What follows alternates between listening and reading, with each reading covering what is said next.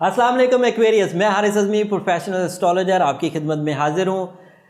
मैं हमेशा ही एक्वेरियस की साढ़े का जिक्र करता रहता हूँ। वो बहरहाल अपने एक हकीकत है, सबको अब समझ लेना चाहिए। उसके तोड़ के लिए भी मैंने सूरह शम्स एंड सूरह नजम बता रखी है। जो एक्वेरियस अभी किसी उलझन में फंस रहे हैं और उस साढ़े की जद में आ रहे हैं, सेहत को नुकसान हो रहा है या रिलेशन को ट्रबल्स आ रही हैं या कारोबारी मसाइल पैदा हो रहे हैं, तो उसका एक बड़ा कॉज, उसका एक बड़ी वजह वो साढ़े है और वो पोजीशन ऑफ सैटर्न 12वें घर में होने की वजह से है। ये एस्ट्रोलॉजिकल रूल्स हैं। उसको रिकवर करने के लिए सूरह शम्स दिन में पढ़ें, सूरह नजम रात में पढ़ें और as a Aquarius ruby, emerald या गार्नेट। अब तो गार्नेट इसलिए बोलता हूँ कि बहुत सारे लोग स्टोन कॉस्टली होने की वजह से यूज़ नहीं करते, तो जो लो कैटेगरी स्टोन्स हैं या सेकंड दर्जे की जो रेमेडी है स्टोन थेरेपी में, वो इस्तेमाल की जा सकती है। तो गार्नेट भी आपको रास आएगा, बट ये पार्शली रास आएगा। कंप्लीट या लॉन्ग टर्म एडवांटेजेस के लिए आपको रूबी और एमरल्ड की तरफ जाना चाहिए। सन, बड़ी खबर, 21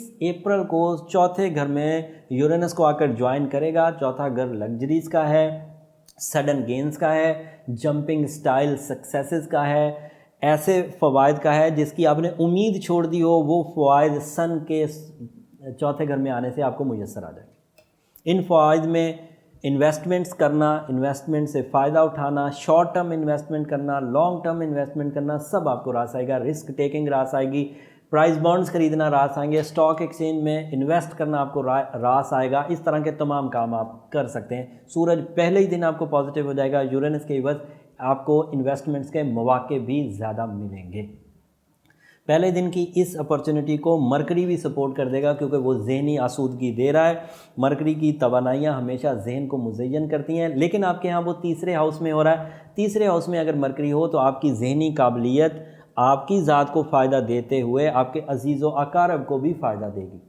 तो कोई ऐसी ज़िम्मेदारी जो आप अपने लिए तो बहुत खुश उसलूबी निभा ही रहे हैं, उस निभाते निभाते आप अपने अजीज़ व अकारब, दोस्त अहबाब, करीबी रिश्तेदारों के लिए भी वो ज़िम्मेदारी निभा पाएंगे और उस ज़िम्मेदारी से आपके और आपके अजीज़ व अकारब के तल्लुकात में बेहतरी, फर्माबरदारी और उसके इवज़ वो जो रिवॉर्ड एक सवाब की नीयत से है वो भी मुयस्सर आएंगे। और आप अपनी फैमिली में काफ़ी मशहूर होने वाले हैं, करीब के रिश्तेदारों से भी और दूर के रिश्तेदारों में से भी, और बहुत सारे काम आप निकाल पाएंगे। सो हर फैमिली में अगर कोई एक्वेरियस है तो आपको वो काफ़ी अफेक्टिव, काफ़ी फास्ट एंड काफ़ी एक्टिव नज़र आएगा। बहुत तेज़ी से काम करता हूँ। वीनस भी आपके यहाँ थर्ड हाउस में है।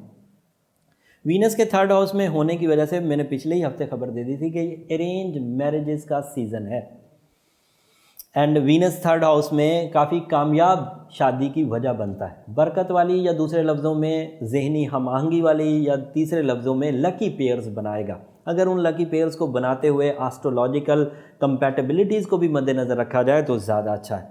सन आपके यहाँ चौथे घर में जब यूरेनस को टच करेगा तो तिजारत के भी नए मौके मिलेंगे। तो आप नया बिज़नेस शुरू करने की अगर किसी कोशिश में पिछले दिनों से लगे हुए थे तो 21 अप्रैल को उसमें तवानाई बढ़कर उसमें एक तरक्की का पहलू आकर आपको नया बिज़नेस स्टार्ट करने के अपॉर्चुनिटीज़ मिल सकती हैं। नौकरी पेशा लोग जो अपनी नौकरी की जगह से ख्वाइफ थे, कंप्लेन करते थे, उनकी कंप्लेंस ख़त्म होती हुई नज़र आ रही हैं।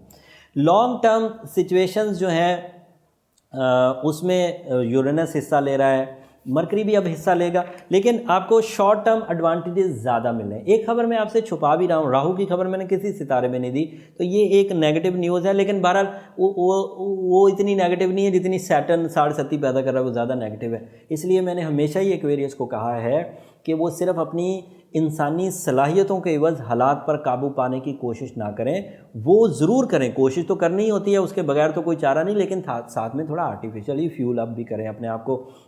स्पिरिचुअल रेमेडीज़ में सूरह यासीन की सेकंड लास्ट आयत 13 दफ़ा रोज़ की बुनियाद पर पढ़ना, इस सीज़न में पढ़ना जिस सीज़न में शोबान की रातें चल रही हैं, मिड शोबान में हैं हम लोग, एंड उसके अलावा आगे रमज़ान आ जाएगा, वो भी स्पिरिचुअल एक बड़ा मूवमेंट है। अल्लाह ताला की तरफ से रहमतों के दरवाज़े खुलते हैं, बड़ी रातें मुयस्सर आती हैं। इबादत के लिए हम लोग हर वक्त एक्टिव रहते हैं, हर ही लम्हा जो है वो हमारा खैर और बरकत से भरा हुआ है। तो ये जो स्पिरिचुअल रेमेडीज़ हैं ज़रा तेज़ कर दें।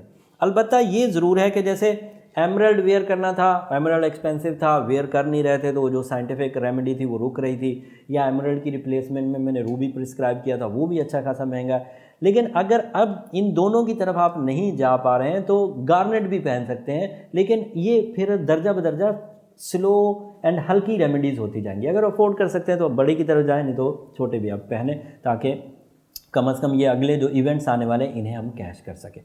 एक्वेरियस को सन की ये पोजीशन बड़ी कामयाबियां दे देगी, जो बहुत हद तक आपकी नेगेटिविटी को रिजॉल्व कर देंगी, और इस नेगेटिविटी के रिजॉल्व होने से ज़िंदगी में दोबारा आप ट्रैक पर आएंगे, माली तौर पर भी, इख्तियारात के एतबार से भी, जिस्मानी तौर पर भी। छोटी छोटी एक दो खबरें हैं जो नाकस हैं, लेकिन वो मैं इसलिए नहीं बता रहा कि जब 7.5 की खबर दे दी तो अब छोटी छोटी दीगर खबरें देकर आपको परेशान नहीं करना चाहता।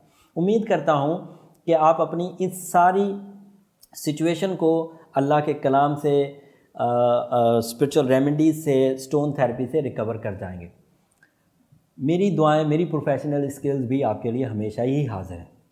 अगले हफ्ते और आपके लिए खुशखबरी लेकर आऊँगा। सैटर्न की रेट्रोग्रेशन आप पर किस तरह असरअंदाज होगी, 30 तारीख को सैटर्न रेट्रोग्रेड हो रहा है, तो वो मैं आपको बयान करूँगा अगले हफ्ते, इससे भी ज़्यादा बारीक खबरें, इससे भी ज़्यादा मुफीद खबरों के साथ। अगले हफ्ते तक के लिए इजाज़त दीजिए। जाते जाते चैनल को ज़रूर सब्सक्राइब कर लीजिए। अल्लाह ने के बाद।